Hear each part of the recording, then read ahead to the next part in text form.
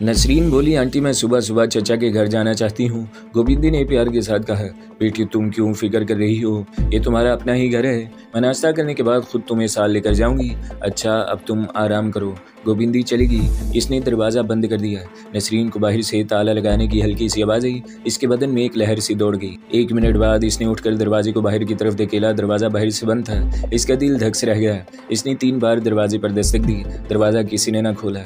वो पलंग पर बैठ गई। इसे यकीन हो गया कि वो इस औरत की कैद में फंस चुकी है, मगर अब नसरीन कुछ नहीं कर सकती थी। औरत की नीयत ठीक होती तो इसे बेडरूम के दरवाजे को बाहर से ताला लगाने की क्या ज़रूरत थी। अब नसरीन की नींद उड़ गई। वो यहाँ से फरार होने के बारे में सोचने लगी। उठकर बाथरूम में गई। बाहर छोटा सा बाथरूम था जिसमें कोई खिड़की नहीं थी। ऊपर रोशनदान ही था जिसमें एग्जॉस्ट फैन लगा हुआ था। बेडरूम चूँकि तहखाने में बना हुआ था, इसका भी कोई रोशनदान नहीं था। दीवार में कोई अलमारी वगैरह भी नहीं थी।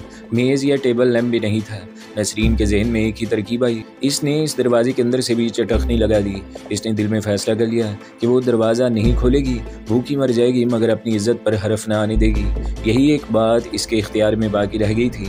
ऊपर वाले कमरे में गोविंदी सोफे पर बैठी गोद में फ़ोन रखे बार बार एक नंबर डायल कर रही थी। नंबर इंगेज मिल रहा था। आखिर दूसरी दफ़ा किसी मर्द की आवाज़ आई। हेलो। गोविंदी ने आवाज़ पहचान कर डांटते हुए कहा, चोनी राम इतनी रात कहाँ गए? तुम कहाँ इतनी लंबी बातचीत कर रहे थे? मैं गोविंदी बोल रही हूँ। चोनी लाल ने हल्का सा कहका लगाकर कहा, मेरी जान तुम तो जानती हो हमारा कारोबार रात को ही शुरू होता है। तुम कब आई? रात को आई हूँ और अपने साथ एक शिकार भी मार कर लाई हूँ। ये काम तो तुम ज़रूर करती हो मगर बूढ़े जानवर लाती हो। चोनी लाल इस बार मेरा शिकार देखोगे तो हैरान रह जाओगी। लड़की खूबसूरत है, मुसलमान है, पढ़ी लिखी भी है। दूसरी जानिब से चोनी लाल ने बेताबी का इजहार करते हुए कहा, अभी आ जाऊँ? गोविंदी ने इसे गाली दी और कहा, यहाँ तुम्हारी माता जी नहीं बैठी जो लड़की तुम्हारे हवाले कर देंगी। इस बार पूरी पेमेंट लूँगी। मेरी हेमा मालिनी नाराज़ क्यों होती हो? लड़की तो दिखाओ, फिर जो कहोगी मिल जाएगा। ठीक है सुबह आ जाना, मगर लड़की को बेहोश करके ले जाना होगा। वही पुराना तरीका इस्तेमाल करना। एम्बुलेंस लेकर आना और पूरे 5,000 की रकम भी साथ लाना। चोनी लाल की आवाज़ आई, लड़की काबू में है ना? तुम इसकी फिक्र न करो। ठीक है मैं दिन निकलते ही आ जाऊँगा। दूसरी तरफ से चोनी लाल ने फ़ोन बंद कर दिया। गोविंदी ने मुस्कुराते हुए टेलीफोन एक छोटी मेज़ पर रख दिया और पलंग पर लिहाफ ओढ़ कर लेट गई। वो बड़ी खुश थी। इस बार इसे पूरे 5,000 रुपए का मुनाफा मिल रहा था। कुछ देर के लिए हम नसरीन के मंगेतर और इस कहानी के कमांडो हीरो सुल्तान की तरफ आते हैं। देखते हैं कि वो किस हाल में है। हमने इसे अमृतसर शहर के मज़ाफ़ात में रसल भट्ट के मकान पर छोड़ा था, जहाँ वो अपने हंसते बहसते पूरा अमन घर की तबाही के ज़िम्मा अपने बाप के कातिल और इसकी मंगेतर नसरीन को ज़बरदस्ती उठाकर ले जाने वाले और इसकी गैरत को ललकारने वाले स्मगलर कृपाल सिंह और कालीदास की मीरठ से वापसी का इंतजार कर रहा था। नसरीन के बारे में इसे कोई खबर नहीं थी कि वो कहाँ है, किस हाल में है। इस कदर इसे यकीन था कि अगर इसकी इज्जत सलामत है तो वो जिंदा है, अगर ऐसी बात नहीं तो वो मर चुकी होगी। जिस रोज़ कृपाल सिंह और कालीदास नसरीन की बाजियाबी से मायूस होकर वापस अमृतसर लौटे, उस रोज़ रसल भट्ट सुल्तान के कहने पर दोनों का पता करने अपने भाई अहद के होटल पर गया। इसने बातों ही बातों में ये मालूम कर लिया कि दोनों बदमाश मीरठ वापस आ गए हैं और शहर के बाहर बड़ी नहर के करीब धर्मोजवारी की हवेली में रहकर बड़े ठहरे हो रहे हैं, जहां से वो अगले दिन वापस बॉर्डर वाले अपने डेरे पर चले जाएंगे। जब ये मालूमात रसल भट्ट ने सुल्तान को दी तो इसने रसल भट्ट के हाथ अपने हाथ में लेते हुए कहा, मुझे इस हवेली का पता बता दो। रसल भट्ट ने बड़े एतमाद में कहा, मैं तुम्हें अपने साथ ले जाऊंगा। हवेली के करीब तुम्हारा जाना ठीक नहीं होगा। मैं तुम्हें कुछ फासले से हवेली दिखा दूंगा। तो अभी चलो, सुल्तान ने कहा। इसका दिल अपने बाप के कातिल और अपनी इज्जत पर हाथ डालने वाले काफिर से इंतकाम लेने के लिए तड़प उठा। रसल भट्ट इसकी कैफियत से वाकिफ था, मगर कोई कदम उठाने से पहले वो बहुत कुछ सोचने पर मजबूर था। इसे इंडिया में रहना था, अपने दुश्मनों में रहना था और इनके बीच में रहते हुए इस्लाम दुश्मन नापाक ताकतों से मुसलसल जिहाद करते रहना था। कहने लगा, अभी दिन की रोशनी है, ज़रा शाम का अंधेरा होगा तो तुम्हें ले चलूँगा। सुल्तान खामोश रहा। इसके लिए दिन की रोशनी और शाम का अंधेरा एक बराबर था। इसके लिए मरने वाले मुजाहिद बाप ने जो ट्रेनिंग दी थी और ख़ुद सुल्तान को अल्लाह ताला की हकमियत पर जो इतना भरोसा था, इसने सुल्तान के इरादों को सीसा पलाई चट्टान बना दिया था। इस वक्त इसकी हालत इस जख्मी शेर जैसी थी जिसने अपने ऊपर हमला करने वाले शिकारी को जंगल से निकाल लिया था।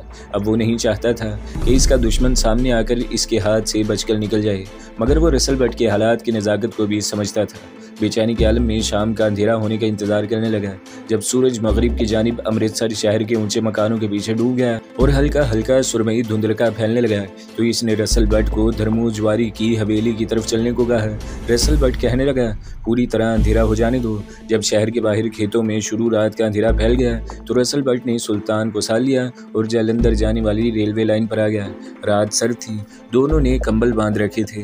दूर सिग्नल की सुर्ख बत्ती झिलमिला रही थी। दोनों खामोश थे। रास्ते में एक छोटी नहर का पुल आया। वो रेलवे लाइन के साथ साथ कच्चे रास्ते पर चल पड़े। 2 मील चलने के बाद रसल बट खेतों में उतर गया। कमाद की फसल ऊंची ऊंची थी। 2 मोर्चों के दरमियान एक डंडी बनी हुई थी। वो इस पर चल रहे थे। रसल बट आगे आगे था, सुल्तान इसके पीछे था। सुल्तान ने जो चमड़े की जैकेट पहन रखी थी, इसकी एक जेब में कमांडो चाकू और दूसरी जेब में भरा हुआ पिस्तौल था। सुल्तान ने रिवॉल्वर हंगामा खेज हालात के लिए रख लिया था, वरना कमांडो चाकू ही इसके लिए बहुत कुछ था। ये लंबी धारी लंबा चाकू था, जिसकी एक तरफ तेज धार बनी हुई थी। दंदानों का रुख बाहर की तरफ था।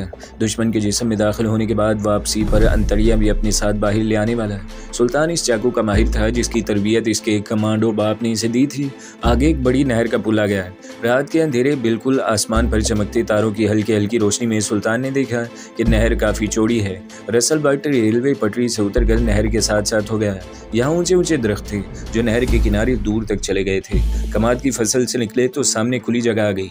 ये असल में चारे के खेत थे, जिनमें से जानवरों के लिए चारा काटा जा चुका था। कुछ फासले पर एक ऊंची दीवार और इसके ऊपर जमे हुए बहुत बड़े दरख्त का धुंधला सा खाका सुल्तान को दिखाई दिया। रसल बट ने अपनी रफ्तार आहिस्ता कर दी। जब वो दीवार से कोई 50 कदमों के फासले पर पहुंचे तो रसल बट ने सुल्तान को अपने पास जमीन पर बिठा लिया और दीवार की तरफ इशारा करके बोला, ये जो तुम दीवार देख रहे हो, ये धर्मू ज्वारी की हवेली की पिछली दीवार है। इस पर दरख्त झुका हुआ है। ये पीपल का बड़ा पुराना दरख्त है। हवेली का दरवाजा दूसरी तरफ है। दरवाजे के बाहर एक कच्ची कोठरी है जहाँ देसी शराब बिकती है। मैं यहाँ अपने दोस्त के साथ 2-3 मरतबा आ चुका हूँ। हवेली के दरवाजे के अंदर एक ड्योढ़ी है, सामने ही सीढ़ियाँ ऊपर जाती हैं। ऊपर आमने सामने 2 कोठरियाँ हैं। इन कोठरियों के दरमियान में एक ड्योढ़ी सी बनी हुई है। यहाँ से एक जीना ऊपर छत पर जाता है। इन कोठरियों में रात को जुआ शुरू हो जाता है। चूँकि धर्मू ज्वारी अमृतसर की पुलिस को महाना देता है, इसलिए यहाँ कभी कोई सिपाही वगैरह नहीं आता। मैं तुम्हें जितना बता सकता था बता चुका। अब आगे तुम्हारा काम है। अगर अपने मिशन में कामयाब हो जाओ तो सीधा जिस रास्ते से आए हो इसी रास्ते से मेरे मकान पर आ जाना। मैं जाग रहा हूँगा। अगर पकड़े गए तो किसी के आगे मेरा नाम न लेना। सुल्तान ने रसल बट के हाथ को दबाते हुए कहा, मेरे भाई, मैं अपने मिशन में कामयाब लौटूंगा। मुझे अल्लाह पर भरोसा है। वही मेरा ईमान है, वही मेरी ताकत है। और अगर मैं पकड़ा गया तो तुम्हें फिक्र करने की ज़रूरत नहीं है, क्योंकि मैं जिंदा नहीं पकड़ा जाऊंगा। खुदा तुम्हारी हिफाजत करे। ये कहकर रसल बट उठा और कंबल की बुक्कल माल कर रात के अंधेरे में खेतों की तरफ चलने लगा। सुल्तान अभी तक वहीं बैठा था। इसकी उकाबी निगाहें रात के बढ़ते हुए अंधेरे में हवेली की दीवार पर जमी हुई थी, जिसके अंदर इसके दुश्मन, इसके मुल्क के दुश्मन, इसके दीन इस्लाम के दुश्मन, इसके बाप के कातिल करपाल सिंह और कालीदास मौजूद थे। सुल्तान इन दोनों की शक्लें पहचानता था। वो 2-1 बार इन्हें देहातों के आम लिबास में अपने बाप के साथ बड़ी आजी से बातें करता देख चुका था। सुल्तान का बाप इससे कबल सुल्तान के नाम जो खून आलूद रुक्का लिखकर छोड़ गया था, इसमें कातिल का नाम करपाल सिंह दर्ज था, जबकि कालीदास नसरीन को घसीटता हुआ बाहर ले गया था। सुल्तान उठकर हवेली की तरफ बढ़ा। हवेली की दीवार के करीब जाकर वो रुक गया। यहाँ छोटे बल्ब वगैरह रोशन नहीं थे, बल्कि खासा अंधेरा था। मगर रात के अंधेरे में देर तक रहने की वजह से सुल्तान की आंखें इसकी आदी हो गई थी। दीवार और इसके ऊपर दूसरे पीपल के दरख्त का खाका इसे साफ नजर आ रहा था। इसने अपने चारों तरफ देखा, वहाँ कोई नहीं था। शायद हवेली के दरवाजे की जानिब आगे जाकर कोई पक्की सड़क थी और एक ट्रक घूम घूम करता गुजर गया। सुल्तान ने दरख्त के पास जाकर बड़े इन्हमाक से इसका जायजा लिया। दरख्त खासा गुंजान था। इसकी शाखें ऊपर जाकर हवेली की छत पर झुक गई थी। सुल्तान ने अपना कंबल पीछे खेत में ही छोड़ दिया। इस वक्त इसने काले रंग की चमड़ी की जैकेट, पुरानी गर्म पतलून और जॉगर बूट पहन रखे थे। यही लिबास वो पाकिस्तान से पहन कर निकला था। सर पर इसने ऊनी मफरल लपेट रखा था। पहले तो वो बड़ी एहतियात से दीवार के साथ साथ चलता हवेली के दरवाजे की तरफ गया। वहाँ इसने देखा कि देसी शराब वाली कोठरी के बाहर बड़ी कमजोर रोशनी वाला बल्ब जल रहा है। बाहर 2 आदमी आग जलाकर बैठे पी रहे हैं और कुछ बातें कर रहे हैं। सुल्तान इन्हीं कदमों से वापस आ गया। दरवाजे में से हवेली के अंदर दाखिल होना खतरनाक साबित हो सकता था। अब इसने अपने दूसरे मंसूबे पर अमल करने का फैसला कर लिया, जो पहले से इसके जहन में था। वो पीपल के दरख्त के पास है। दरख्त के तने को हाथ लगाकर अच्छी तरह से टटोला। फिर एक जगह पाँव जमाया और दरख्त पर चढ़ने लगा। कोई 10 फीट ऊपर जाकर दरख्त की मोटी टहनियाँ बाहर को निकलती थी। सुल्तान थोड़ी सी जद्दोजहद के बाद दरख्त की इस टहनी तक आ गया जो छत के ऊपर झुका हुआ था। इसने टहनी को मजबूती के साथ दोनों हाथों से पकड़ रखा था। फिर जरा सा झूल कर छत पर कूद गया। वो इस तरह से कूदा कि आवाज़ पैदा न हो। वो छत पर पाँव लगने से ही बैठ गया। फिर भी थोड़ी सी आवाज़ पैदा हो गई। सुल्तान अंधेरे में वहीं बैठा इस दरवाजे को घूरता रहा जहाँ से जीना नीचे जाता था। वो 2-3 मिनट तक वहीं चुपचाप बैठा रहा कि छत पर कूदने की आवाज़ से कोई ऊपर तो नहीं आता। जब इसे यकीन हो गया कि कोई ऊपर नहीं आ रहा तो वो आहिस्ता से उठा और छत की मुंडेर के साथ दबे पाँव चलता हुआ दरवाजे तक आ गया। दरवाज़ा अगर बंद होता तो इसके लिए मसला पैदा हो सकता था। खुशकिस्मती से दरवाज़ा खुला था। शायद इस वजह से वो कोई रिहायशी मकान नहीं था जिसका दरवाज़ा बंद करने की वहाँ कोई ज़रूरत नहीं थी। दरवाजे में अंधेरा था। सुल्तान ने बैठकर गौर से देखा। जीना ज़रा खम खाकर नीचे जा रहा था। नीचे से बातें करने की आवाज़ आ जाती थी। किसी ने कहका लगाकर कहा, ओए बैठ जा धर्मिया, अभी बोतल ख़त्म नहीं हुई। सुल्तान पाँव समेट कर सीढ़ियाँ उतरने लगा। जीने के आगे हल्की रोशनी में इसे ड्योडी नजर आई। ये आमने सामने वाली 2 रहदरियों के दरमियान वाली ड्योडी थी जो रसल बट ने सुल्तान को बताई थी। रोशनी एक कोठरी में से आ रही थी। सुल्तान इंतहाई एहतियात से पाँव दबा दबा कर मजीद 3 सीढ़ियाँ उतर गया। अंदर बिजली का बल्ब रोशन था। सिगरेट के, तंबाकू और देसी शराब की बदबू में 3 आदमी आमने सामने चारपाइयों पर बैठे पी रहे थे। दोनों ने अपने घुटनों तक लिहाफ ओढ़ रखे थे। इनमें एक सिख था। बिजली की रोशनी में इसने अपने दुश्मन करपाल सिंह को पहचान लिया।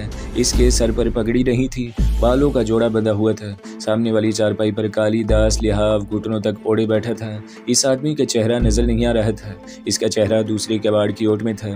तीसरा आदमी धर्मू ही हो सकता था। कोठरी में किसी चौथी आदमी की मौजूदगी जाहिर नहीं हो रही थी। किसी के चारपाई पर से उठने की आवाज़ आई। सुल्तान ने अपना सर थोड़ा सा पीछे कर लिया। बस करपाली बहुत पी ली, अब मैं जाता हूँ, सुबह आऊँगा। ज़रूरत पड़ी तो नीचे से चाय मंगवा लेना। कोई दरवाजे की तरफ बढ़ा। सुल्तान ने चाकू जेब से निकालकर हाथ में ले लिया। वो पीछे हटकर जीने की दीवार के साथ लग गया। कोठरी के साथ ही दूसरा जीना नीचे उतर गया। जो आदमी अंदर से निकला था वो सीढ़ियाँ उतरकर चला गया। इसके जाने के बाद कोठरी में खामोशी छा गई। फिर बोतल के गिलास के साथ टकराने की आवाज़ आई और सर आगे करके देखा। करपाल सिंह गिलास में शराब डालकर अपने सामने वाली कुर्सी पर बैठे कालीदास को देख रहा था। कालीदास को गाली देकर कहा, ओए कराड़, बुआ बंद कर दे, सर्दी आ रही है।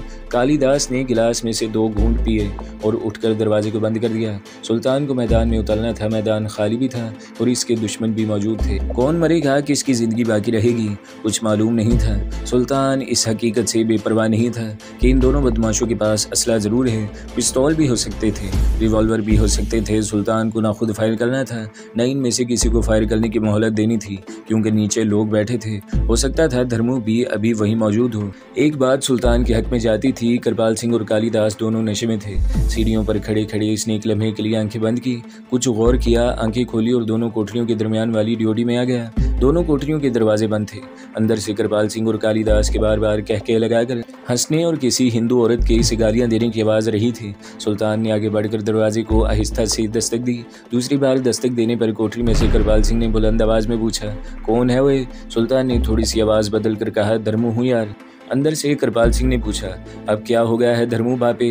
सुल्तान ने जवाब न दिया। कालीदास की आवाज़ सुनाई दी, जा यार, उठकर दरवाज़ा खोल, कोई ज़रूरी काम होगा। मौत ने करपाल सिंह के नाम की पर्ची निकाल ली थी। करपाल सिंह ने उठकर दरवाज़ा खोला। सुल्तान इस दौरान दीवार के साथ अंधेरे में हो गया। करपाल सिंह को चढ़ी हुई थी, इसका सर घूम रहा था। वो आंखें खोल कर इधर उधर देखते हुए कहने लगा, कहाँ हो तुम धर्मू? इधर हूँ यार, सुल्तान ने आहिस्ता से कहा। सुल्तान चाहता था कि करपाल सिंह दरवाजे से निकले, वो कालीदास की निगाहों से ओझल हो जाए। सुल्तान की आवाज़ पर करपाल सिंह दरवाज़ा छोड़कर इसकी तरफ बढ़ा। जो ही वो 2 कदम आगे आया, सुल्तान बिजली की तरह इस पर झपटा। इसे कमांडो ट्रेनिंग के सारे सबक याद थे, सारे दाव पेच अजबर थे। बाएं बाजू में इसने रुकाब की तरह झपट कर करपाल सिंह की गर्दन दबोची और सीधे हाथ में पकड़ा हुआ लंबा चाकू इसकी गर्दन पर फेर दिया। सब कुछ बिजली जैसी तेजी से हुआ। गर्दन पर चाकू फेरते ही सुल्तान ने करपाल सिंह को फर्श पर गिराया और इसकी आधी से ज्यादा कटी हुई गर्दन पर पाँव रखकर अपना पूरा जोर डाल दिया। खर खर की आवाज़ें आने लगी। खून करपाल सिंह की घुटी हुई गर्दन से उबल उबल कर फर्श पर बहने लगा। कोठरी के अंदर से कालीदास की आवाज़ आई, वहाँ पे बाहर क्या हो रहा है? सुल्तान दीवार के साथ लगा खामोश खड़ा था। कालिदास को जब बाहर से कृपाल सिंह की आवाज़ न आई तो वो खुद झूमता झूमता दरवाजे में आ गया। सुल्तान इसी लम्हे का इंतजार कर रहा था। यूं ही कालिदास ने गर्दन आगे करके देखा। सुल्तान ने इसकी गर्दन अपने बाजू के शिकंजे में जकड़ी और इसे घसीटता हुआ कोठरी के अंदर ले गया। इसे चारपाई पर गिरा दिया और खून आलू चाकू इसकी गर्दन पर रखकर कहा, इस चाकू पर कृपाल सिंह का खून लगा हुआ है, मैंने इसे कत्ल कर दिया है। तुमने इसलिए नहीं किया कि मुझे तुमसे कुछ पूछना है। अगर मेरे सवाल का जवाब सच सच दोगे तो मैं तुम्हें नहीं मारूंगा। मुझे बताओ वो लड़की कहाँ है जिसको तुम अगवा करके पाकिस्तान से यहाँ लाए थे। सुल्तान ने अपने मुंह और सर पर ऊनी मफरल इस तरह ओढ़ रखा था कि कालिदास बिजली की रोशनी में भी इसे न पहचान सका। कुछ इस वक्त वो पूरी तरह से अपने हवास में भी नहीं था। इसका गला दबा हुआ था। सुल्तान ने बाजू का शिकंजा जरा ढीला किया और चाकू की नोक इसकी गर्दन में जरा दबाई। बोलो वो लड़की कहाँ है। कालिदास की आंखें बाहर को निकल आई। इसने घुटी घुटी आवाज में कहा, भैया इसे मीरठ ले गया था भाई रफीक के घर, वहां से वो दिल्ली भाग गई। सुल्तान ने चाकू की नोक कालिदास की गर्दन में चुभोकर इससे पूरी बात मालूम कर ली। फिर इसने कालिदास की आंखों में आंखें डालकर कहा, कृपाल सिंह को मैंने इतनी मोहलत नहीं दी कि वो मुझे पहचान सके। मैं चाहता हूँ कि मरने से पहले तुम मुझे पहचान लो। मैं अकबर शाह का बेटा हूँ जिसको तुम दोनों ने कत्ल करके इसकी होने वाली बहू को उठा कर लाए थे। कालिदास का सारा बदन थर थर कांप रहा था। इसने हाथ जोड़ दिए। इसके होंठ नहीं हिल रहे थे, आवाज नहीं निकल रही थी। शायद वो सुल्तान से माफी मांग रहा था, मगर अपना जुमला पूरा करते ही सुल्तान का चाकू कालिदास की शायरक काट चुका था। सुल्तान ने शायरक के कटते ही कालिदास को धक्का देकर परे गिराया। इसके साथ ही वो कोठरी से बाहर निकला। सीढ़ियों पर से होता हुआ कोठरी की छत पर आया। छत की मुंडेर पर से उछल कर दरख्त की टहनी पकड़ी, तने से लिपट कर नीचे आ गया। नीचे आते ही इसने खेतों की तरफ दौड़ना शुरू कर दिया। खेत में रखा हुआ कंबल उठाकर कांधे पर डाला और तेज तेज कदम उठाता कमाद की ऊंची फसल में घुस गया। इसे सारा रास्ता याद था जिस रास्ते से रसल भट्ट इसे लेकर आया था, और रास्ते से होता हुआ वो रेलवे लाइन पर चढ़ गया। वहां से चलते चलते रसल भट्ट के मकान के करीब खेत में दाखिल हो गया। सामने खेत के किनारे रसल भट्ट का मकान था। वो पीछे से होकर मकान के सामने आ गया। दरवाजे को इसने जरा सा धकेला तो दरवाजा खुल गया।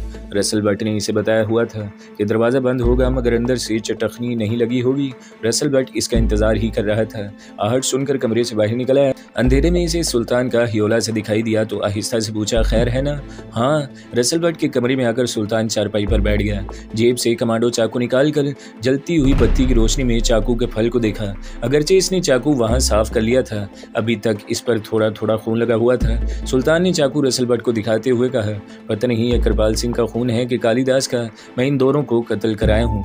रसल भट्ट ने सुल्तान को गले से लगा लिया। फिर इसको सब्ज़ चाय गर्म करके पिलाई और कत्ल करने वाली दोनों वारदातों का हाल पूछने लगा। सुल्तान ने सिर्फ इतना कहा, मैंने अपने बाप के कत्ल का बदला ले लिया है। अपनी होने वाली बीवी की तलाश अभी बाकी है। तुम ऐसा करना, सुबह नमाज के बाद जाकर मौलवी सदरुद्दीन साहब को बुला लाना। सुल्तान ने बाकी रात कभी जाग कर कभी सोकर इस पेचोताब में गुजार दी कि नसरीन कहाँ गई होगी, किस हाल में होगी। दिन की रोशनी फैली तो नमाज के बाद रसल भट्ट मस्जिद में जाकर मौलवी साहब को बुला लाया। उन्होंने जब सुना कि सुल्तान ने दोनों काफिरों को जहन्नम वासिल कर दिया है तो सुल्तान को सीने लगाकर कहा, तुम मुजाहिद हो। सुल्तान ने फिक्रमंद लहजे में कहा, नसरीन कहाँ होगी मौलवी साहब। क्या मैं काफिर कालिदास का बयान सही समझ लूँ कि वो दिल्ली की तरफ निकल गई थी। मौलवी साहब कुछ देर सोचते रहे, फिर कहने लगे, मेरा ख्याल है काफिर ने गलत नहीं कहा था, क्योंकि अगर लड़की इनके पास होती तो फिर इस कोठरी में ज़रूर मौजूद होती। सुल्तान गहरी महवियत से जैसे चौंकते हुए बोला, हाँ आपकी बात ये तो ठीक है, मगर वो दिल्ली कहाँ गई होगी। मौलवी साहब ने अफसोस के साथ सर हिलाते हुए कहा, कुछ नहीं कहा जा सकता,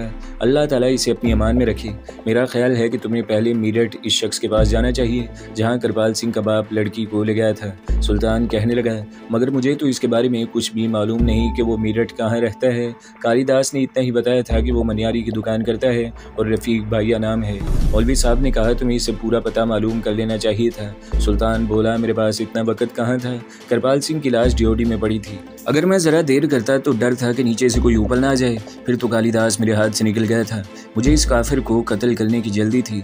रसल भट्ट ने कहा, ये भाई रफ़ीक कौन है, इसका पूरा पता मैं अपने भाई से ज़रूर कर लूँगा।